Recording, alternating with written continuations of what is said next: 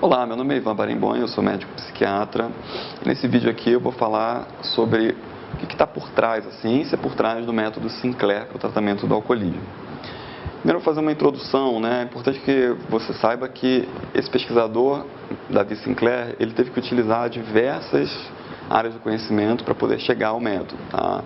Utilizou a biologia, a neurobiologia, a genética, a psicologia comportamental, medicina, psiquiatria, enfim, diversas áreas do conhecimento para ele poder chegar ao método. Um outro dado que eu acho que é fundamental quando se fala de ciência, né, é repetir a seguinte informação, que 80%, por volta, né, de 80% das pessoas que se tratam com esse método conseguem se curar do alcoolismo. Tá? Isso já tem comprovação com o padrão ouro da medicina, que são trabalhos clínicos controlados com placebo. Tá? Mas, além dessa informação fundamental, eu acho interessante a pessoa que está pensando nesse método, ou para o familiar, ou para ela mesma, entender o que está por trás, né? Como que esse pesquisador conseguiu chegar a esse método, né? Então, o primeiro ponto que ele observou foi o efeito da abstinência do álcool, né? Inicialmente ele observou isso em animais e depois ele fez a mesma observação em humanos, que é o seguinte: quanto mais tempo, né, uma pessoa, ou no caso um animal, que já é viciado em álcool, ficar sem usar o álcool, quanto mais tempo vai passando, mais a fissura vai aumentando. Tá? Então isso explica a nossa observação na clínica, que às vezes o paciente está muito motivado no começo do tratamento, fica abstinente por 1, 2, 3, 4 meses, e chega uma hora que a pessoa não consegue mais ficar abstinente. Por que acontece isso? Porque a fissura vai aumentando, e a pessoa chega uma hora que ela não consegue mais controlar o comportamento. Tá?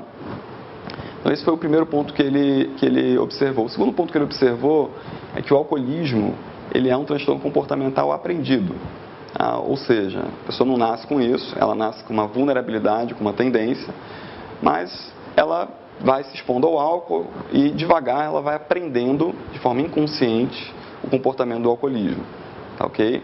Como que se dá esse aprendizado? Isso dá por condicionamento. Há um estímulo neutro, como a bebida, ir lá e beber, por exemplo, uma dose de vodka, é um estímulo neutro. Para algumas pessoas até aversivo, né? Até desagradável. Mas ele pareia esse estímulo, que em geral é neutro, com algo positivo, que é o prazer, a sensação de prazer que o álcool gera. Tá certo? E quem tem tendência lentamente vai conectando o estímulo neutro, que é beber, com o prazer. E lentamente a pessoa, sem perceber, vai se tornando um alcoolista se ela tiver essa tendência. Tá? Mas além dessa capacidade de aprender por condicionamento ao alcoolismo, o Sinclair observou que é possível também extinguir esse comportamento. Tá?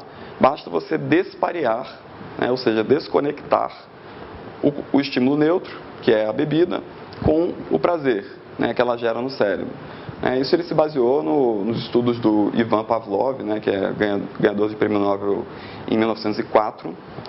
Foi ele que descobriu esse tipo de aprendizado por condicionamento e também o método de extinguir esse aprendizado, né?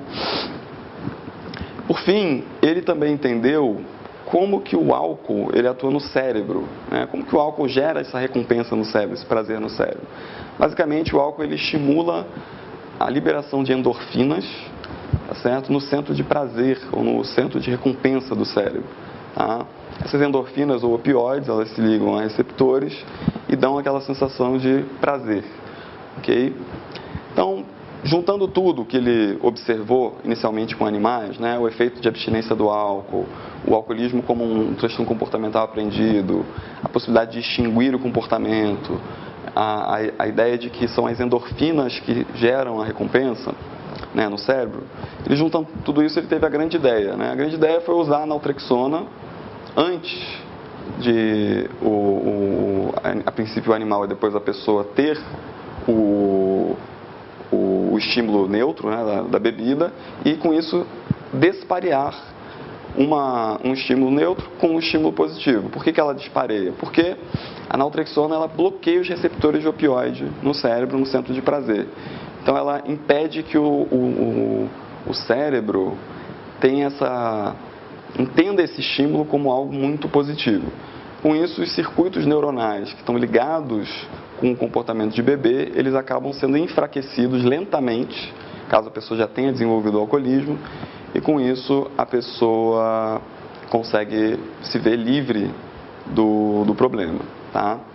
Então, é isso que eu queria falar para você em relação à ciência que está por trás do método. No próximo vídeo eu vou falar sobre as diferenças mais claras, né, entre esse método e os outros métodos de tratamento para o alcoolismo.